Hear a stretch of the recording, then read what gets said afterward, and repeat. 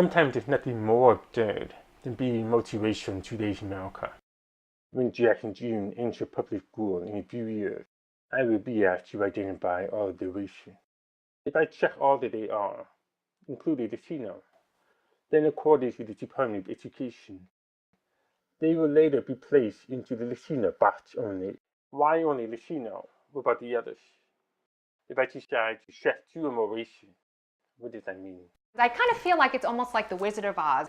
What happens when I mail that back behind the curtain? If I refuse to identify my children, then a school official is required to use observer identification. Nobody ever listened to my children or me and got our races right. The absurdity of being multiracial is this. If race means one race, then what's 2 or more races? It's not about checking a box, it's bigger than that. Will America embrace the multiracial baby boom and move closer than ever to the dream of Martin Luther King? Or will America's divisive culture of identity politics swallow up the multiracial baby boom and the promise it brings?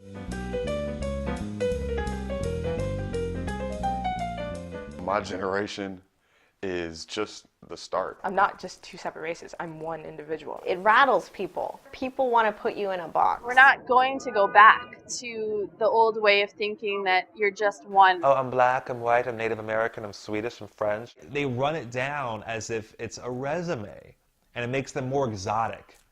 It makes them sexier. I don't see where race should even play a part in society. We have 2 centuries of government policy which instituted racial inequality. It's hard to say that we've arrived at some kind of promised land. We don't think that we can go beyond race, and we're always going to stay there. Race is not an individual choice in America, it is a social choice. I think it's fear, and they want to stay stuck into the norm of what we're used to.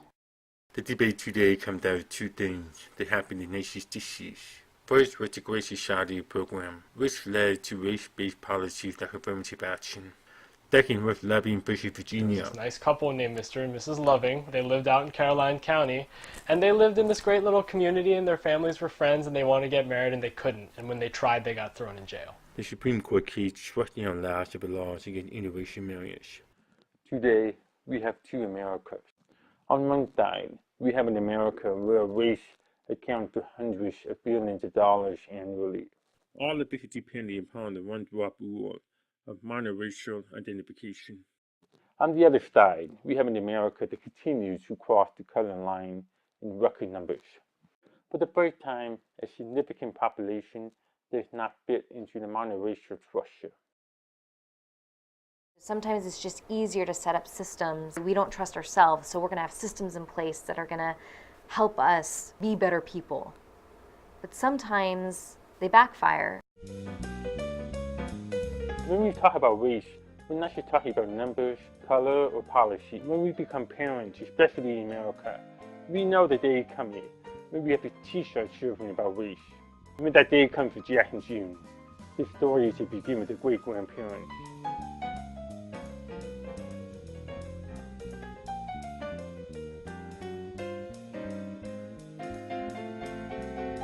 These stories will form the basis of who they are. My hope is that when they go out the door, they won't be asked, what are you? But who are you?